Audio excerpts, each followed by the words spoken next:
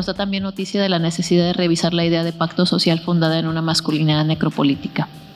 La masculinidad como ficción política viva es entonces la más enraizada en Occidente, la más compleja en el Occidente moderno colonial y la más compleja de desarticular, de deshacer, de deconstruir, porque cualquier crítica en contra de esta ficción política es tomada por los varones individuales como una crítica a su yo. Este modelo de género implantado como régimen psicopolítico, es decir, que arquitectura los afectos y la psique también, ha logrado el disciplinamiento y la obediencia de los cuerpos que se autoidentifican como varones. A través de su adscripción a crítica a estos ideales biopolíticos de la masculinidad del Estado y la nación, fundados en argumentos naturalistas, se ha fortalecido la conservación del patriarcado como régimen metaestable y han eliminado del mapa discursivo la posibilidad de una autocrítica profunda. Incluso en las últimas décadas que se han venido elaborando estudios sobre masculinidades, es muy difícil que estos, salvo honrosas excepciones, cuestionen a fondo la relación de poder y privilegio que ciertos varones mantienen con las mujeres y con otras poblaciones que se consideran minoritarias por cuestiones de raza, clase, disidencia sexual, nacionalidad o diversidad funcional. Por ello, la masculinidad puede ser entendida dentro de nuestro marco de análisis como un dispositivo de implementación y conservación de un proyecto de modernidad colonial y nación heterosexista que en su transformación se liga a la expansión de la economía capitalista a través del modelo industrial de los siglos XIX al XX y en nuestro momento histórico con el autoritarismo neoliberal encabezado en este caso por Trump, que no sé si escucharon la mala noticia de que se va a volver a presentar a elecciones, ¿no? ¿Más lento? Sí, eso. Gracias. En este sentido, como decía, la masculinidad puede ser entendida dentro de este marco de análisis como un dispositivo de implementación y conservación de un proyecto de modernidad, colonialidad y nación heterosexista, que además el proyecto de Estado-nación no tiene por qué ir junto, ¿no? Algo que dice mucho Yasnaya Aguilar, que es una teórica mije de México, dice que la idea de que el Occidente no puede imaginarse naciones sin Estado, pero que los pueblos originarios tienen naciones sin Estado, ¿no? Eso es muy interesante porque parece un movimiento retórico muy, muy simple, pero en realidad está haciendo algo muy complejo al poner la posibilidad de tener naciones sin Estado, ¿no? Está como moviendo las fichas del ajedrez de otra manera políticamente. Bueno, en este sentido, aquí quiero poner un ejemplo de cómo no solo es algo que pertenece al pasado, ¿no? A la economía preindustrial o industrial, sino que en nuestro momento histórico el autoritarismo neoliberal que sigue en alza, ¿no? Se fue Trump, pero se quedó el fascismo, como cuando se bromeaba macabramente sobre el hecho de que los alemanes habían perdido que Hitler había perdido la guerra, pero el nazismo había ganado el mundo. Bueno, en nuestro momento histórico, este autoritarismo neoliberal encabezado por las democracias fascistas, y que es un concepto de Sila Eisenstein, que ya venía hablando de esto desde los principios de los 2000, una feminista marxista materialista estadounidense que hablaba de las democracias fascistas y bueno, podemos hablar un poquito más, pero que lo vimos muy encabezado por el autoritarismo de Trump, pero también personificado por Jair Bolsonaro, Chao, y otras figuras de la política internacional, lo cual no tenemos que ser tan optimistas, ¿no? Porque en realidad lo que preocupa es ese 1% que hizo la diferencia y que bueno. En este sentido, el culto a figuras carismáticas de varones desafiantes y abiertamente misóginos es un indicador importante para pensar la necropolítica a través de su representación necropatriarcal que se repite a través de la política internacional de las democracias mundiales en el último lustro. Por ejemplo, el 8 de octubre del 2016, Times publicó un video donde Trump, en conversación con un séquito de varones, se refería a tomar a las mujeres por los genitales sin su consentimiento. Y después también el eurodiputado polaco Janusz Korwin-Mikke afirmó durante una intervención en la Eurocámara que las mujeres deben ganar menos que los hombres porque son más débiles y menos inteligentes. Esto también fue una declaración en 2016. Y así podemos encontrar múltiples ejemplos tanto en el ámbito político como académico, pero también en la vida cotidiana en la cual el sexismo y la violencia física, patrimonial, emocional y de distintos tipos contra las mujeres y las personas cis, trans y personas feminizadas y minoritarias se naturaliza. Este retorno hacia el conservadurismo extremo, perdón, es que no me gusta más tenerlo aquí, pone en el centro de nuestro análisis la supremacía masculinista como cartografía política que es central en el ejercicio de la necropolítica más descarnada e incorpora también a las variables de raza, clase y no heterosexualidad. En su libro Angry White Men, American Masculinity and the End of an Era, un estudio sobre la masculinidad blanca en los Estados Unidos de Norteamérica, publicado en 2013, 3 años antes del triunfo de Trump como presidente, Michael Kimmel, que es un masculinólogo muy reconocido, expone una radiografía del cuerpo social masculino blanco y resentido que daría el triunfo a Trump en las elecciones presidenciales de 2016. El triunfo de Trump puede interpretarse desde los estudios feministas como una forma de revancha de género, de clase y de raza llevado a cabo por aquellos hombres que, según su propia autopercepción, han cumplido con las reglas del juego colonial y de género, han trabajado duro, acatado las reglas y pagado sus impuestos, han sido hombres de verdad, es decir, proveedores, y esto, a su parecer, no ha servido de nada porque están perdiendo sus privilegios de género, clase y raza en un país que, a su entender, les pertenece por derecho de herencia colonial. Esta pérdida de privilegios que ellos confunden con derechos la viven como una estafa hacia ellos mismos, y no del sistema, sino de las poblaciones minoritarias e interseccionales, a saber, mujeres feministas, personas afrodescendientes, personas empobrecidas, inmigrantes indocumentados, comunidad LGBTQ. Así nos dice Kimmel que el sentimiento que aglutina a una variedad de hombres que no tienen mucho en común más allá del género y la raza es el de humillación. Estos hombres se sienten como que han fallado y se sienten humillados. Esto es una traducción directa de una cita en inglés que estoy demasiado cansada como para leer en español. Y esta humillación es la fuente de su rabia. Esta humillación se siente profundamente en su sentido de género, ¿no? Está completamente engenerizada. Así, las palabras género y sensación, amplificadas por la de sentimientos de superioridad y victimismo, son fundamentales para la propagación de ideales conservadores, ya que es la dimensión sensible entendida como marco de percepción, ensamblaje de la realidad, según Franco Berardi en un libro fantástico que se llama Fenomenología del Fin, aparecido en traducción en 2017 por Caja Negra. No me pagan los de Caja Negra, pero lo recomiendo mucho, es muy buena editorial. Donde se están dando formas más insidiosas, es ahí en la sensibilidad donde se dan formas más insidiosas de falsos consensos o consensos silenciosos que se diseminan a velocidades muy altas a través de las redes sociales virtuales y configuran una cuestión que yo considero que es una sensibilidad regresiva. Y no es sensibilidad fascista exactamente, solamente porque configura una sensibilidad regresiva que voy a tratar de explicar más adelante en unos párrafos.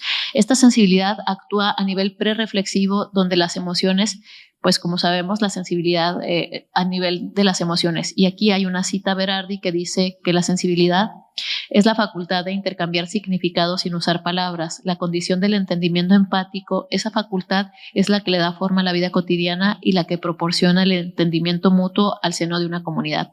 Cierro cita. En el caso de la sensibilidad regresiva, a mi entender, esta se caracteriza por el deseo de una vida de derechas. El deseo de una vida de derechas es un concepto de la filósofa argentina Silvia Schwabhock en un libro que es buenísimo también, que se llama Los Espectros, un libro de 2016. Es decir, que el deseo de una vida que suscribe al fascismo 2.0 no como ideología fuerte, sino como una reducción de las pulsiones conservadoras a aquello que el pensamiento crítico ha definido como la personalidad autoritaria, una mezcla de temor y frustración, una falta de autoconfianza que conduce al goce de la propia sumisión. En nuestros días, esta sensibilidad regresiva se cristaliza en el robustecimiento del binarismo de género, el ascenso de los fanatismos religiosos en el orden político, la penalización del aborto, la defensa de la nación blanca y heterosexual y el crecimiento desbordante de la xenofobia en todo nuestro continente y a lo largo del mundo entero. Como anotan Daniel Kerr Carrasco y Diego Bautista Páez, el entusiasmo ideológico a favor de la ultraderecha se ha extendido por el Atlántico con el surgimiento de, y aquí voy a citarlos, neonazis en Grecia, Alemania y Ucrania, franquistas en España, supremacistas blancos en Estados Unidos y el Reino Unido, regionalistas xenófobos en Inglaterra, Italia, Francia y Escandinavia, pero también por las calles del tercer mundo, alimentando el origen del oscurantismo fársico del bolsonarismo en Brasil, la consolidación de la agenda abiertamente fascista de la derecha hindú transnacional, el etnonacionalismo conservador turco encabezado por Recep Tayyip Erdogan, el gangsterismo genocida del gobierno de Rodrigo Duterte en Filipinas, el régimen ultrasecuritario de Bukele y el resurgimiento de la ultraderecha reaccionaria, clasista, católica y racista en México. Cierro cita. Una epidemia, y esto es de un texto que se llama Una epidemia ideológica, las ultraderechas en el mundo actual, que es un dossier de la revista Común, que también está muy bien. Dicha sensibilidad regresiva aglomera tanto el machismo recalcitrante como a los argumentos racistas y al discurso nacionalista antiinmigrante, agrupando el ala más conservadora de los movimientos sociales en los Estados Unidos de Norteamérica, pero también países como Brasil, Bolivia, Costa Rica, México, Venezuela, de manera intergeneracional, recuperando los viejos ideales supremacistas de la ultraderecha y actualizando por medio de las juventudes racistas y misóginas que forman las filas de la alt-right en los Estados Unidos o de la derecha alternativa en las regiones donde se utiliza el folclore digital diseminando contenidos conspiracionistas y victimizantes a favor de la agenda de la ultraderecha. Así, la nueva derecha extrema alternativa, entre comillas, construye una comunidad de afinidad a golpe de tweets incendiarios, fake news y montajes de hechos alternativos de la realidad. Aquí hay una cita a la secretaria, bueno, no voy a decir aquí, pero bueno, montajes de hechos alternativos de la realidad, aprovechándose de los discursos históricos que buscan la justicia social para las mayorías y socavando sus contenidos a través de la tergiversación y apropiación de sus gramáticas de resistencia. Por ejemplo, al desacreditar las acusaciones de abuso sexual realizadas por mujeres a través del movimiento Me Too y posicionar el hashtag No All Men, o la apropiación descontextualizada de la consigna del movimiento Black Lives Matter y convertirla en All Lives Matters. Otra característica significativa en este conservadurismo es que es de amplio espectro, es decir, se moviliza también hacia otros sectores que no se consideran propiamente republicanos o conservadores, y en nuestro caso, pues que no se consideran propiamente neoliberales, digamos. En su largo alcance aglutina distintos grupos de otras corrientes políticas y no políticas, quienes comparten ciertos grados de indignación ante los avances de grupos históricamente vulnerados como las mujeres, los inmigrantes, los afrodescendientes, los pueblos nativos americanos, y se posicionan en contra de estos avances. En este sentido, es preocupante que grupos que no suscriben un conservadurismo a ultranza, ni siquiera se consideran conservadores, apoyan imaginarios supuestamente progresistas, se muestran autocomplacientes con los beneficios y privilegios que les son otorgados a través de las políticas de criminalización del otro y con los valores heredados del género masculino y la raza blanca. Dentro de esta sensibilidad regresiva se encuentran también la política machista de la vieja izquierda, que ha preferido votar por Trump para acelerar la revolución de clases en lugar de sumar su voto a cualquier candidata, que en este caso una mujer demócrata y obviamente neoliberal, encarnada por Hillary Clinton. Aquí no había opción, pero bueno, decidieron votar por Trump, ¿no? Imponiendo un voto de castigo hacia la agenda por la igualdad de género, pero sobre todo uniendo filas patriarcales con la derecha y reforzando un proyecto que en sus bases es opuesto a la democracia sustantiva. Así, la derecha estadounidense e internacional ha tomado fuerza inusitada en los últimos años porque está compuesta, y aquí voy a citar, está compuesta por un no siempre reconciliable enjambre de managers, tecnócratas, capitalistas, financieros opulentos y monoteístas más o menos desposeídos. Oscila entre una lógica futurista que empuja la maquinaria bursátil hacia el plusvalor y el repliegue represor hacia el cuerpo social que reafirma la frontera y la afiliación familiar como enclaves de soberanía. Es una cita de Preciado. Es decir, porque basa sus fuerzas al menos en dos puntos claves. Y ya sé que es un montón, ya tengo como 2 horas hablando, pero les pido un poquito de paciencia para ir cerrando. Quedan pocas páginas. Y estos 2 puntos claves son: 1, el reforzamiento de una élite blanca que atribuye sus privilegios a la meritocracia y no a una herencia colonial de explotación de personas y saqueo de territorios, que sigue produciendo rentas a su favor a través de la violencia, la estigmatización y la necropolítica continuada e institucionalizada contra las mujeres de distintos sectores, las personas afroamericanas, los migrantes. O en otras palabras, esta élite se beneficia de que el juego de los privilegios, que parecen ser exclusivo de las clases blancas desde la colonia hasta nuestros días, no ha sido un juego justo, sino una cartografía estratégica que diseña los ideales biopolíticos de humanidad, universales y masculinos, como una pantalla que impide ver a quienes se privilegian de estos ideales lo que hay detrás de este diseño del mundo. Como decía al principio, masacres, saqueos y explotación, es decir, necropolítica como forma de gobierno de los no privilegiados, hacia los no privilegiados. Y 2, la defensa a ultranza de una nación heterosexual, cisgénero y religiosa que basa sus logros en la constante legitimación de una axiología supremacista y masculina, cuyo poder descansa en proponer a lo masculino como un sinónimo de universal y que apela a argumentos biologicistas y racistas para instaurar un copyright sobre lo que es normal y correcto en relación al género, a la sexualidad, a la raza, a la nacionalidad, entre otras. Así, este culto a la masculinidad tradicional como un triunfo de la virilidad más agresiva no es una cuestión menor, por el contrario, es la piedra angular para hablar de la expansión de la necropolítica en todo el continente. Ejemplo de esta necropolítica se da a través de manera clara a través del aumento del feminicidio en todos los países de Latinoamérica, pero también en los Estados Unidos, en Norteamérica y en Canadá.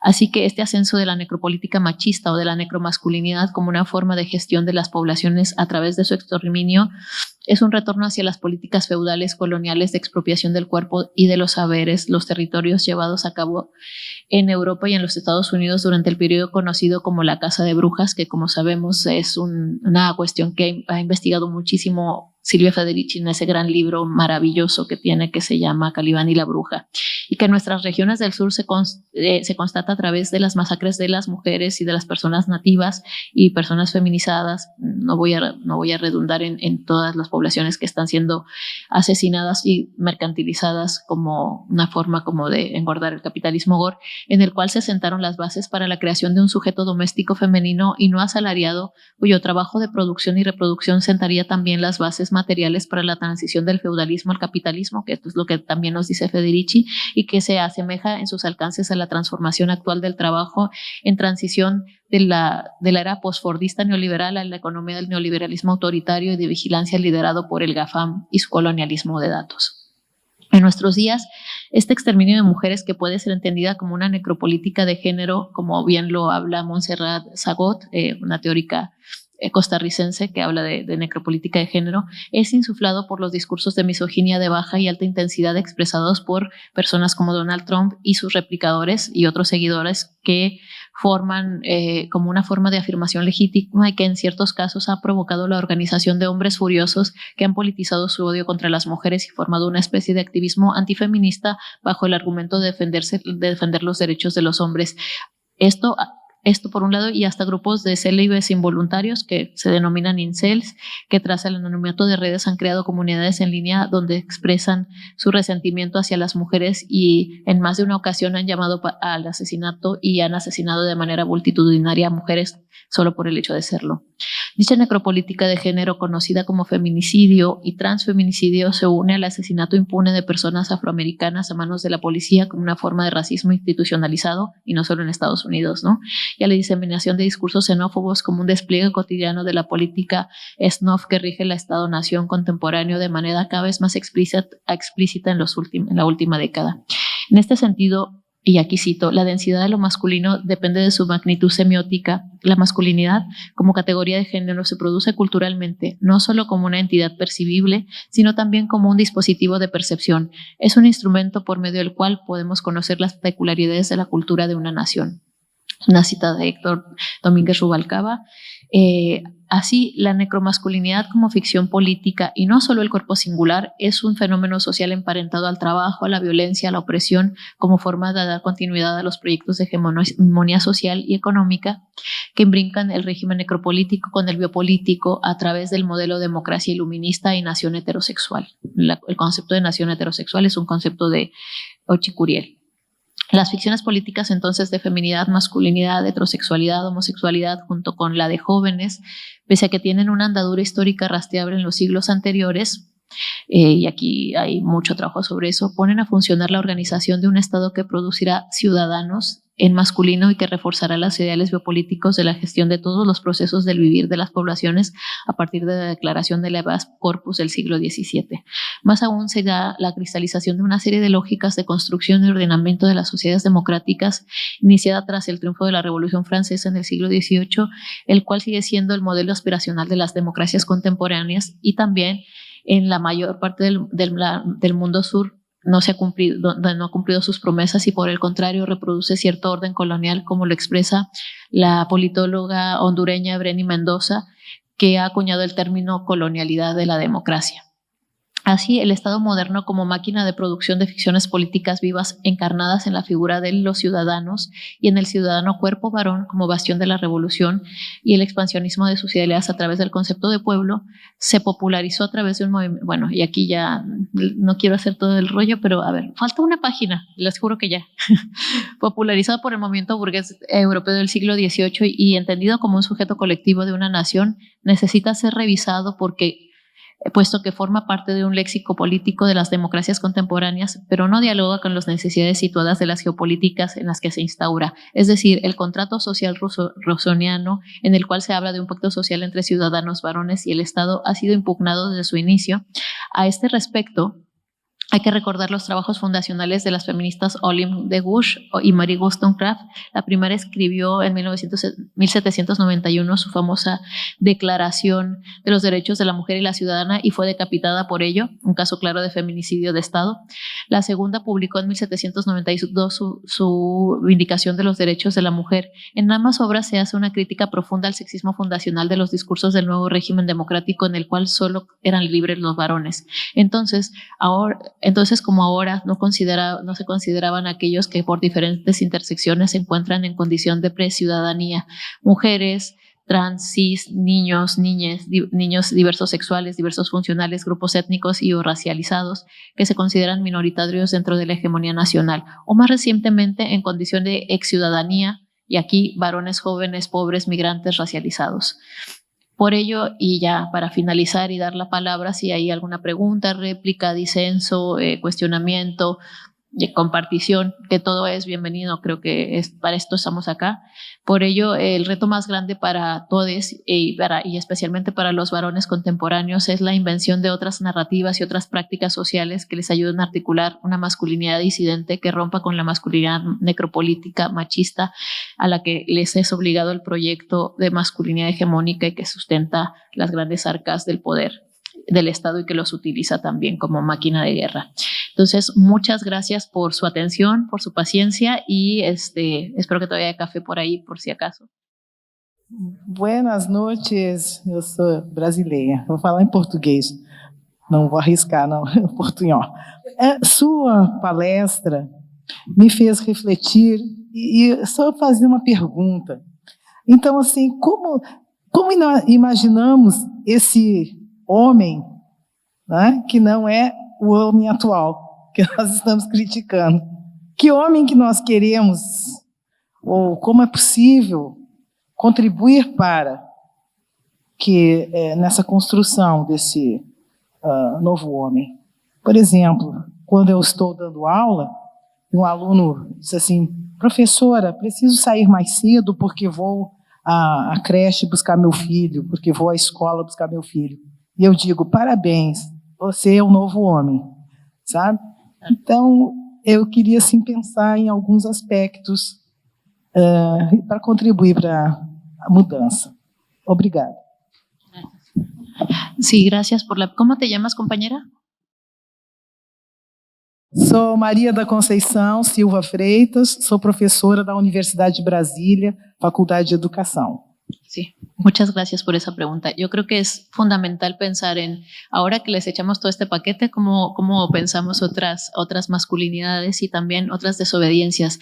Yo creo que hay una serie como de catacresis que ha hecho la masculinidad y por eso la masculinidad con mayúscula, por eso hay que identificarla como una cartografía de política de gobierno sobre los cuerpos también de quienes se identifican con la masculinidad o de los varones, porque los ha dejado muy desagregados más allá de los pactos patriarcales, ¿no? No hay lenguaje, no hay forma de desobediencia, y si hay forma de desobediencia también hay un castigo emblemático y de feminización de estas personas, ¿no? En el sentido que pierden privilegios y una serie de cuestiones, pero también sé y entiendo y me gustaría que se compartiera acá experiencias que son de desobediencia crítica a ese proyecto y que además a veces no podemos decir que toda la masculinidad, y por eso hablo de masculinidad necropolítica, porque a veces pensamos que la crítica a la masculinidad es a toda la masculinidad, o todas las masculinidades, o a todas las personas que se identifican con la masculinidad.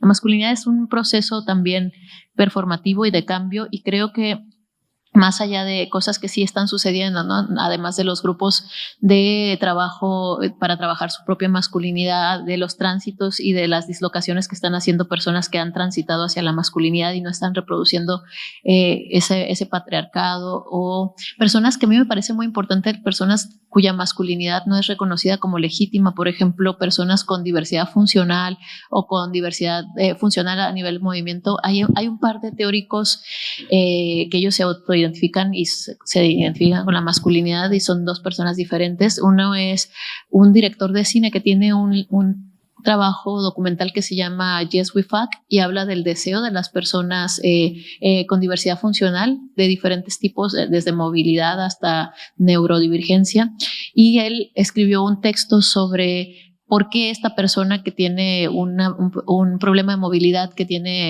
es cuadrapléjico, no se puede mover las extremidades, no es considerado una persona, ¿no? Y no es considerado un hombre porque es un cuerpo masculino y él se identifica como hombre, pero no es leído como un hombre. Entonces hay un montón como de desobediencias y de singularizaciones del proyecto masculino, pero que deben salir a la luz y que deben ser acompañadas también, no desde el proyecto de vamos a aplaudir que aprendieron a atarse solitos los zapatos, ¿no? O que mi marido ya no me pega y cosas así, sino más bien reconocer que el trabajo es crear como algunas gramáticas en común y también crear una comunidad que nos pueda sostener frente a ese asedio capitalista neoliberal y gore, en el sentido de que muchos de la población que está alimentando las arcas con su sangre, tanto las personas asesinadas, pero también los asesinos que terminan siendo asesinados, son personas de comunidades a las que pertenecemos. O sea, no son personas que vengan de afuera, sino más bien son personas que han sido extraídas de su comunidad, desligadas de esa comunidad y también obligadas, o recompensadas obligadas para destruir el tejido social. Pienso mucho en una cosa que me compartió una compañera guatemalteca hace un par de días, que estamos en un seminario que estoy impartiendo en la Universidad de Austin, y ella está haciendo el doctorado ahí, y ella me hablaba del caso de Guatemala cuando en los años 80 empezaron a llevarse a los niños literalmente, niños muy jóvenes, muy pequeños, de comunidades indígenas, de comunidades originarias de Guatemala, iba a decir Oaxaca, pero también ha pasado en México, pero hablaba de estos niños soldados que eran completamente, pues, de alguna manera raptados y llevados a la guerra y rotos por dentro, ¿no? En cuanto a que crecieron en un orden militarista sangriento y donde se volvieron a reproducir ese mismo orden hacia sus propias comunidades y creando una desagregación más alta. Pienso también en, por ejemplo, el origen de las pandillas en El Salvador, de las maras, que tiene origen en Estados Unidos y que tiene que ver con, pues, procesos migratorios, de configuración de una subjetividad migrante y desprotegida, vulnerable, que va a regresar y va a desafiliar también a sus comunidades. Entonces es un proceso muy complejo, pero hay que reconocer esas masculinidades que sí están haciendo un trabajo cotidiano, no solamente, que también es muy importante, ¿no?, de paternaje responsable, que están haciendo un trabajo de deconstrucción cotidiana y también de implementación de las lógicas o de lógicas feministas en sus espacios masculinos. O sea, no solo es la integración de los varones al movimiento feminista, sino, como dicen algunas teóricas, ¿qué hacen estos varones con su privilegio para volver feminista el mundo en el que ellos viven y para poder crear una ruptura no solo epistemológica, sino cotidiana dentro de sus contextos? Y creo que hay un montón de variables, y sobre todo en pueblos racializados y en pueblos que han devenido minoritarios de distintas maneras.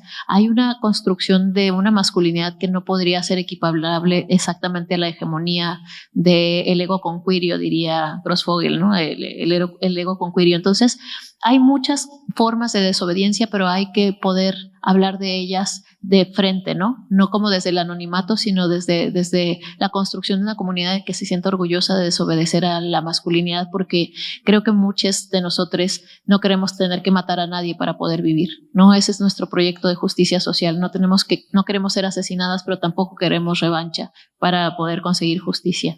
Y esto creo que también les pasa a muchas comunidades donde la masculinidad es parte importante. Pienso en el trabajo que hace Bell Hooks cuando habla del amor y de la masculinidad. También el trabajo de Mara Viveros cuando habla de ciertas masculinidades afro en Colombia, y así puedo pensar en muchas formas de masculinidad que están haciendo y que conforman los cuerpos de los varones y también en no personas que se identifican con la masculinidad desde otros lugares, que están desobedeciendo de manera intermitente desde la colonia hasta nuestros días, pero que tenemos que tener diálogos sustantivos y reconocer y acompañar también a esas desobediencias, porque creo que una de las grandes trampas es justamente la anomia, no solamente social en el léxico, sino también el descobijamiento en el que hemos dejado algunas poblaciones porque estamos, no por gusto, pero porque estamos muy asediadas en otros trabajos, y también porque la invitación para transformar el mundo tiene que venir desde alianzas no puristas, en donde el sujeto político de nuestro proyecto feminista y transfeminista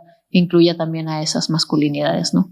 Y también esta diferencia entre necromasculinidad y masculinidad no son equivalentes. Creo que sí hay que poner la responsabilidad de la violencia en quien ejerce la violencia, no en una catacresis donde se utilice la masculinidad como justo una mancha o como una consigna, entonces una consigna o un arma arrojadiza, ¿no? Eso es lo que podría decir, pero muchas gracias, compañera, por preguntarlo.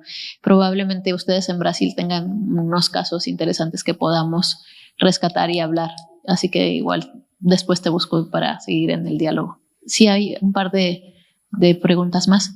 Sí, yo agrupé 3 grupos de preguntas. Hay una preocupación por encontrar esperanza dentro del marco, y una pregunta es, te las digo a las 3 para que puedas ir retomando.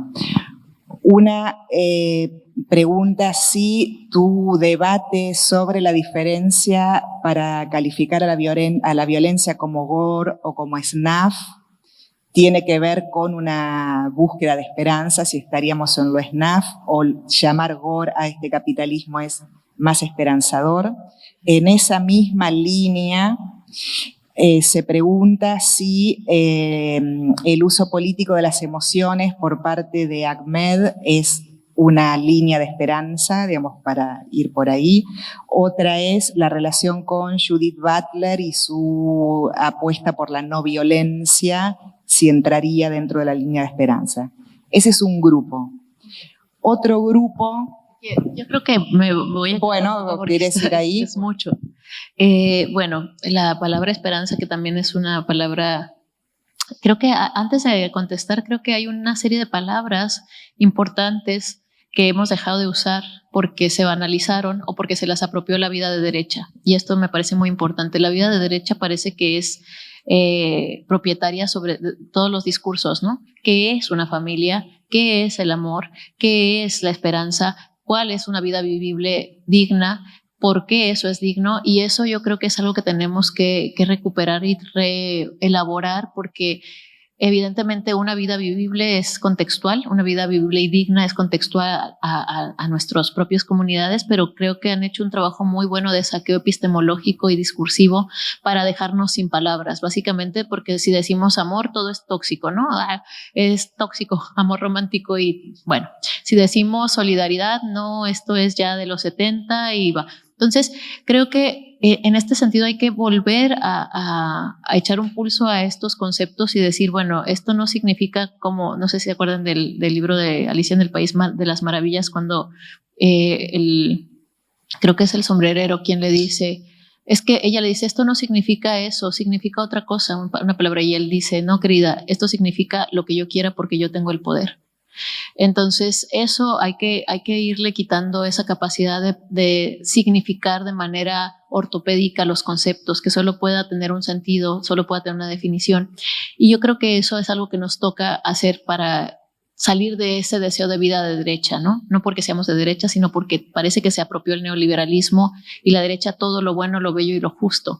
Por supuesto, si estamos fuera de ese marco somos malos, injustos y horribles, ¿no? Entonces, ¿quién va a querer estar ahí? Entonces, creo que ahí es muy importante como desafiar esas nociones y volver a utilizar gramáticas y reconceptualizaciones, inventar otras también, para poder pensar en la esperanza, ¿no? En qué es la esperanza. No considero que que la palabra gore sea nada esperanzadora, al contrario, es terrorífica y a mí me puede mucho. O sea, tengo que decir las dos cosas. Me siento un poco escindida con respecto a el concepto de capitalismo gore o de mi propuesta con respecto al capitalismo gore. Yo lo escribí porque sabía que estaba pasando eso en mi contexto y yo quería que eso no sucediera en otros contextos. O sea, yo querría que ese libro no tuviera sentido. Igual que querríamos dejar de ser feministas, pero no podemos, ¿no?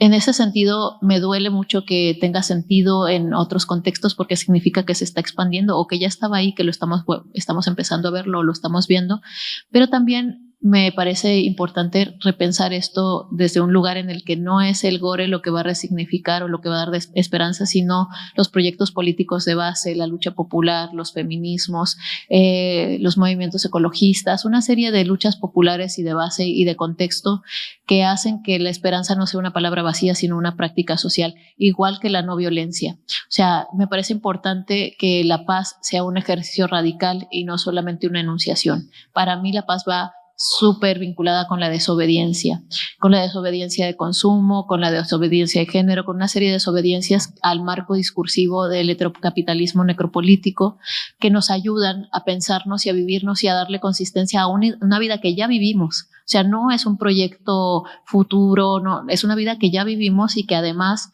en la que hemos sobrevivido y con la que hemos estado creando alianzas posibles desde el conflicto y desde los afectos, porque tal como mencionaba Sara Ahmed, habla de la teoría de las emociones y también de los afectos, que no son equivalentes, pero pueden ser equiparables en algunos puntos, y que estos afectos no son siempre positivos. O sea, no es solo lo bueno, bello y justo y ser bonito y salir bien en la foto, ¿no? Sino más bien también desde los afectos negativos y desde la rabia y desde la indignación y desde otras formas de imaginación política para sobrevivir al daño y al duelo en el que vivimos permanentemente.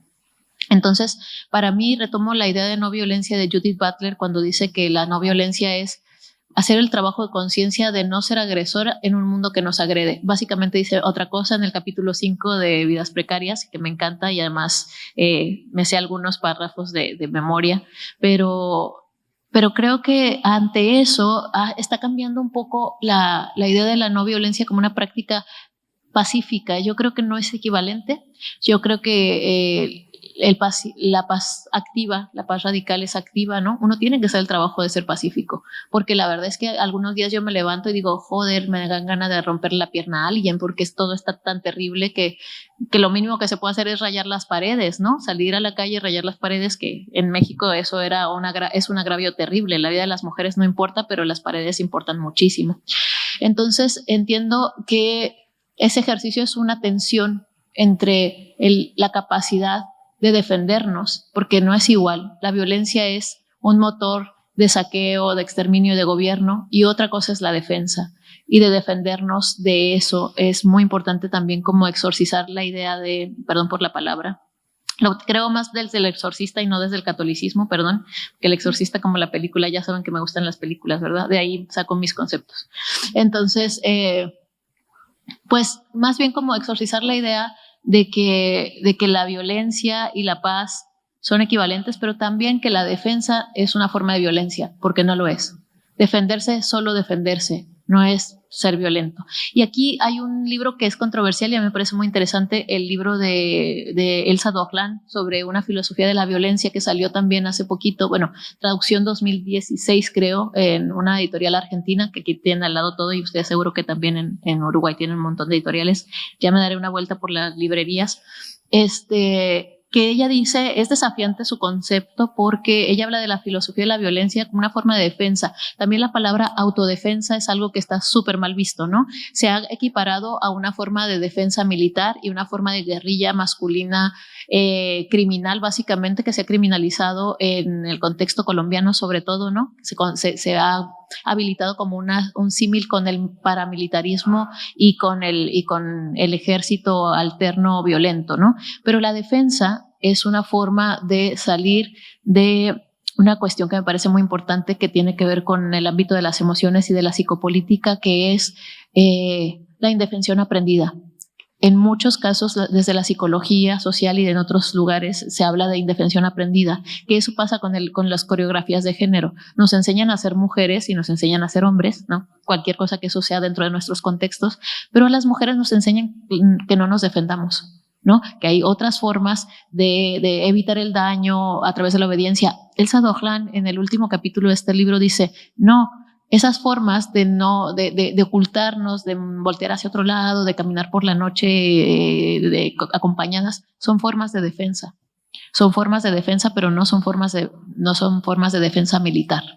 Y eso creo que es importante. Uno puede defenderse sin ejercer violencia, pero también puede ejercer una defensa de sí que implique también la defensa física, ¿no? Esto me parece muy, muy importante, porque alguien dice, ay, es que si contestas violencia con más violencia, dices, bueno, un ejemplo ridículo, no vamos a matar moscas con tanques, ¿no? Ni con granadas, obviamente. Entonces, la cuestión es cuál es la capacidad de defensa de un Estado frente a su población civil, ¿no? Las dictaduras son un ejemplo de violencia terrible, y la defensa de estas personas ante esas dictaduras fue defensa simbólica, política, real, pero la construcción de una memoria que es una defensa muy importante para que no se repita la historia. Esas son formas de defensa que no implican exactamente militarización, digamos, o armas. También puede haber, ¿no? Pero las manifestaciones en México contra los monumentos y eso son formas de defensa.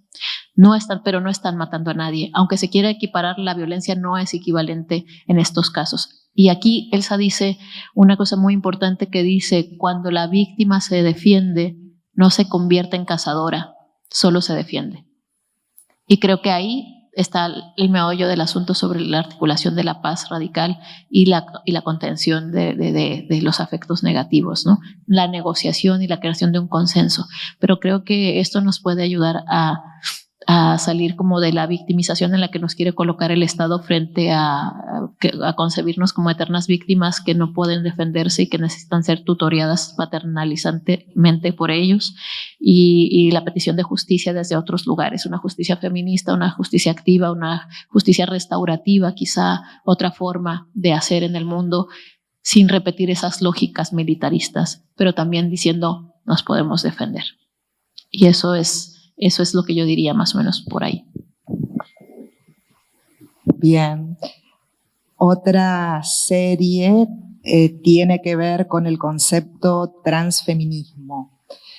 ¿Cómo entiendes tú ese término? ¿Cómo se vincula con tu posición teórica y militante? ¿Y cómo ves en particular el debate en España en los feminismos, particularmente el recrudecimiento transexcluyente? Claro. Gracias por esa pregunta. Bueno, los transfeminismos son diversos, depende de la localización, pero básicamente lo voy a decir así como en varios, digamos, por niveles. En principio, el movimiento transfeminista o los movimientos transfeministas buscan la justicia social para las mayorías y la ampliación del sujeto político de los feminismos. O sea, no es eliminar a las mujeres del sujeto político del feminismo, pero no decir que las mujeres son las únicas sujetas políticas de la justicia social, porque en realidad lo que estamos peleando es por justicia social para las mayorías, no solo para nosotras, ¿no? No solo para las mujeres, pero empezando quizá por las mujeres, pero yendo un poquito más allá.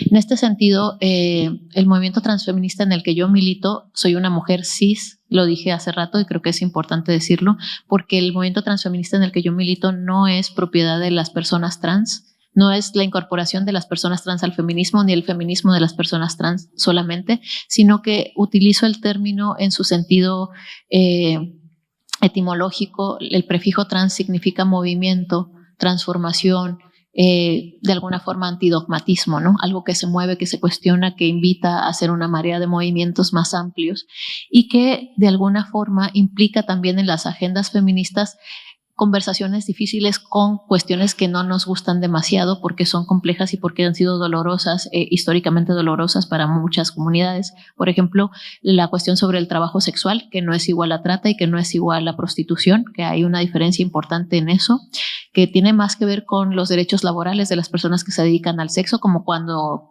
Hay gente que se dedica al trabajo doméstico y a todo el mundo le parece bien que tengan sindicatos porque trabajan con las manos y no con otras partes del cuerpo.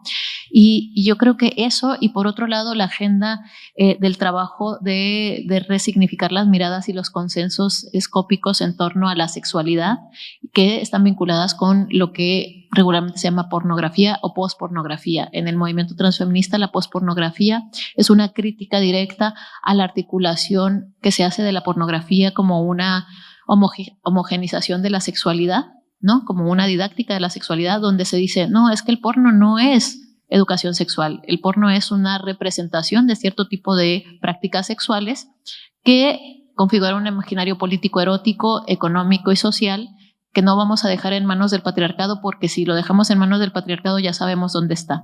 Y que además la pospornografía no tiene como objetivo excitar a nadie, no es una pornografía, digamos, o una representación sexual que tenga como fin excitar a nadie, ni explotar a nadie, ni nada de esto. En realidad es como poner en el imaginario sexual o en la imaginación sexual otras formas de compartir, de jugar, de trabajar y sobre todo desmitificar la sexualidad y la pornografía como una cuestión de didáctica, ¿no? De didáctica ortopédica sobre la sexualidad, que a mí me parece súper interesante, pero voy a decir algo bien controversial. A mí me gusta el reggaetón, me encanta. No puedo perrer hasta abajo porque la rodilla ya no me da. Pero lo digo porque de repente el porno es como, oh, terrible, terrible, pero los videos de MTV de los años 80 hasta acá son formas de porno, yo diría suave, ¿no? Porno vestido, y a nadie le molesta, y a mí no me molesta. A mí me parece muy interesante cómo se va legitimando ciertas formas de sexualización y de sexismo también en muchos casos, pero la pornografía y la pospornografía y el trabajo sexual son parte de las agendas del transfeminismo. También está el trabajo por la despatologización de las personas trans, ¿no? Porque no necesitamos repatologizar. Acuérdense que una vez que alguien entra en el cadalso, vamos todas, ¿no? No se va a detener en algún punto. O sea, cuando le están cortando la barba, alguien decía, Bertolt Brecht en sus obras hablaba de eso, ¿no? De cuando le están cortando la barba al vecino, pues tú también vas para allá.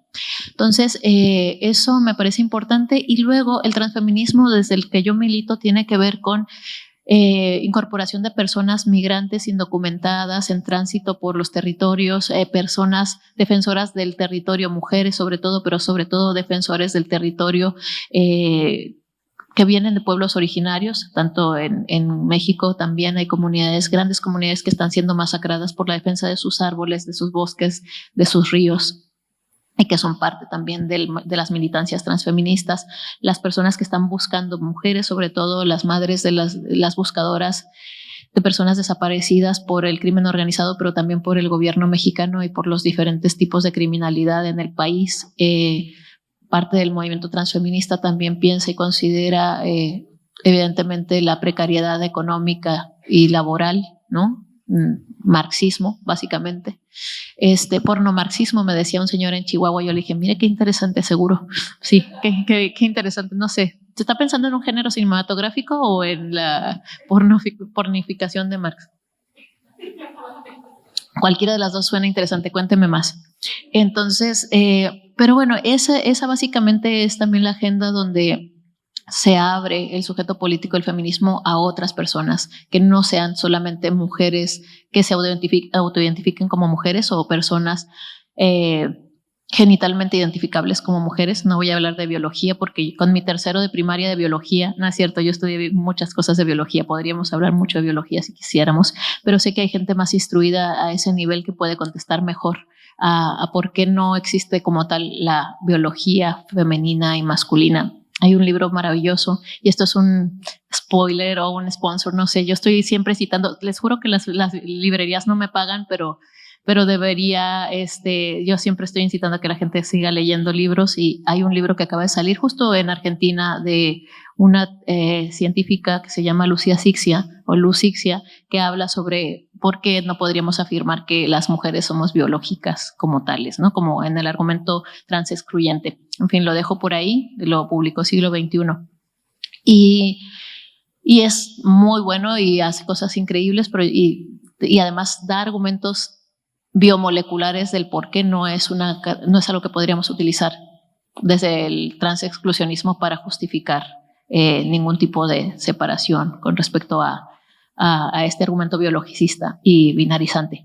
Bueno, lo de transfeminismo también es verdad que hay otros contextos, por ejemplo, en el contexto de Estados Unidos, el transfeminismo surge en la academia y hay muchas militancias transfeministas desde los años 60 hasta el momento y antes que no se conocían como parte del transfeminismo. El sujeto político del transfeminismo en Estados Unidos ha empezado a enunciarse como transfeminista a partir de los años 90 y hay una serie de estudiosos trans, empezando por Susan Stryker, que tiene este libro de historia de la palabra trans o historia de lo trans, y otras personas que hablan de lo trans en ese sentido, pero en Latinoamérica es más complejo, más barroco y más abierto el sujeto político de los transfeminismos. No es el único, ¿no? En el Estado español se malentiende el transfeminismo como el feminismo prostético, estético, pero no es solamente eso.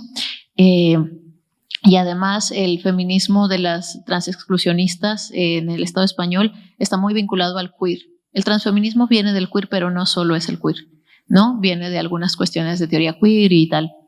Hay un texto, y no me gusta, pero hay un texto donde como que hago una genealogía del movimiento transfeminista en diferentes lugares para entender cuáles son las diferencias y las militancias. Lo más importante es eso, como contextualizar las militancias y ver qué tipo de transfeminismo se está haciendo en diferentes lugares, ¿no? Puede ser que sea un transfeminismo mucho más vinculado con la ecología, con los saberes ancestrales y con las plantas que con el género y la sexualidad, ¿no? No tiene por qué implicar una cuestión como dicotómica siempre hacia la genitalidad o la sexualidad. Entonces, bueno, eso podría decir, ese es el transfeminismo en el que yo milito, que es más desde la frontera, desde los migrantes, desde la invitación también a las personas que se autoidentifican con la masculinidad también para ser parte del sujeto político de transformación y de alianza. Gracias. Hay una serie de preguntas contextualizadas en México. ¿Cómo combatir el discurso que sigue viendo al gobierno mexicano como progresista? ¿Y cuál es tu opinión sobre AMLO y su relación con los feminismos y las disidencias en México? Sí, mira, es una cosa bien triste y perdón mi argumento científico, ¿verdad? Que es triste, pero no estoy siendo súper científica, pero a mí me pone tremendamente inquieta. Bueno, tenemos que hacer una pequeña recopilación. El año 2018 fue que ganó. Sí, en 18. Yo no voté porque se me había perdido la credencial de elector, pero además creo que no hubiera podido votar por nadie porque mientras no había como mucha forma de elegir, ¿no? Eligieron a AMLO porque desafortunadamente la política en México se ha convertido en lo menos malo que se puede elegir en lugar de la mejor opción, que no teníamos opción. Pero acá, yo estaba en Argentina cuando eso sucedió y me preguntaban mis colegas de la izquierda argentina, que también es compleja y amplia, estaban muy emocionados por el triunfo de AMLO y yo no estaba nada emocionada y todo el mundo pensaba que era un aguafiestas, ¿no? Pero lo que yo decía y lo que me preocupaba desde el principio de la campaña de AMLO fue que se ponían los derechos de las poblaciones, de las mujeres y de las personas de la disidencia sexual como en el juego político para la negociación. Se dijo, si gano el aborto podemos ver si es legal o no, porque era legal en algunos lugares, no en otros. En Baja California Norte, que en Tijuana, por ejemplo, estaba criminalizado. Las mujeres iban a la cárcel por abortar. En una ciudad de vicio, drogas, sexo y trata, no entiendo cómo eso podía estar todavía más criminalizado. Entonces, puso eso y también puso el matrimonio homosexual, el matrimonio como igualitarios, como le dicen, en la palestra de la negociación. Hizo pactos con los evangélicos, mientras todo el mundo estaba haciendo antipactos con los evangélicos. Entonces, la manera en que se llega al poder por parte del gobierno actual es una manera muy poco coherente y muy poco de izquierda. En la agenda de la izquierda no se podría pensar como tal cosa, y no lo estoy pensando de manera purista, sino más bien es que no es muy poco de izquierda, es muy conservadora la manera en que se utilizan todas estas libertades de ciertos grupos, se ponen en juego y se negocia para ganar. Entonces yo entiendo que simbólicamente ha sido un triunfo de la izquierda, ¿no?, en México, y yo creo que yo vi a gente muy emocionada con ese triunfo y me pareció precioso, me gustó mucho verles tan emocionados. Y yo pensaba, ojalá, y no es que yo tenga la razón, es que más bien es que el diagrama político apunta hacia el conservadurismo más extremo y apunta hacia una dictadura en democracia. Yo creo que cuando AMLO se vaya va a ser el ejército el que se va a quedar arriba en el poder. Y eso es lo que se veía desde antes de que ganara. Y es algo que Sergio González Rodríguez, que es un periodista que desafortunadamente murió hace un par de años, ya hablaba en un libro que se llama Campo de Guerra, y donde dice que la Marina en México es quien tiene todo el poder sobre el Estado. En fin, es mucho más complejo que eso, pero yo veía que iba a pasar un poco como con una gratificación simbólica con respecto a los proyectos utópicos de la izquierda en México, en donde la de izquierda quiso que ganara la izquierda por todo mucho tiempo, y donde efectivamente ganó un cierto tipo de izquierda, un líder carismático como igual que Trump, pero con una agenda diferente, pero básicamente un macho de izquierda muy recalcitrante, muy paternalista y muy misógino. Entonces, ahí me parece que sí hay diferencia entre la agenda política y la práctica en el contexto. Desafortunadamente no tengo mucho que decir, no es contra el señor AMLO porque no lo conozco, tampoco quiero, pero es contra esta forma de saquear los conceptos de la utopía y llenarlos de neoliberalismo y llenarlos de conservadurismo para levantar una agenda personal y de poder, y no tanto por una revolución democrática y de transformación del cuerpo social. También entiendo y sé que el gobierno en México no es solo su presidente y que hay hubo grandes cuadros de base política, militante, que hicieron que eso sucediera. No vamos a denostar eso porque sería injusto históricamente decir que muchas de las personas que fueron represaliadas en México y que hicieron parte del movimiento social de resistencia también votaron por él y pusieron como la fe en eso, pero hay una gran mayoría también de conservadores que votaron por él. Entonces no podemos hacer una radiografía uniforme, por supuesto, pero sí puedo decir desafortunadamente que el proyecto que está impulsando y al que está apuntalando más allá de él es un proyecto militarista y un proyecto que probablemente culmine en una dictadura militar avalada por una democracia. Suena horrible, pero por eso tenemos que aprender de lo que pasó en este lado del mundo, porque no tenemos memoria histórica y probablemente vayamos hacia allá. Los dictadores volvieron a estar de moda, ¿no? Entonces yo creo que desafortunadamente mi radiografía súper optimista es esa. Bueno, perdón. Gracias por la pregunta. Bueno, muchísimas gracias, Sayak. Creo que has... pero ¿puedo decir una cosa? Sí. Eso es lo de AMLO, pero nosotros seguimos vivos y seguimos en la lucha. Eso es lo que está pasando en México. La gente se sigue politizando, la gente sigue tomando las calles igual que todo el continente. La política se está haciendo incluso después de la muerte, ¿no? Las personas estamos ahí poniendo el cuerpo por la gente que ha sido asesinada y que no vamos a descansar hasta encontrarles y hasta encontrar justicia, nuestros propios términos de justicia, desde nuestra afectividad, desde nuestra resistencia, desde nuestras comunidades de base, que no son equiparables a la institucionalización de nuestra vida. Eso sí pasa. Y está pasando en todos lados, en todo el continente. Entonces, eso, yo me quedo con eso, por eso seguimos, ¿no? Porque si no sería una nihilista que escribe libros muy tristes, pero realmente lo que me interesa es ser alguien que trabaja en la comunidad para que sea diferente. Muchas gracias.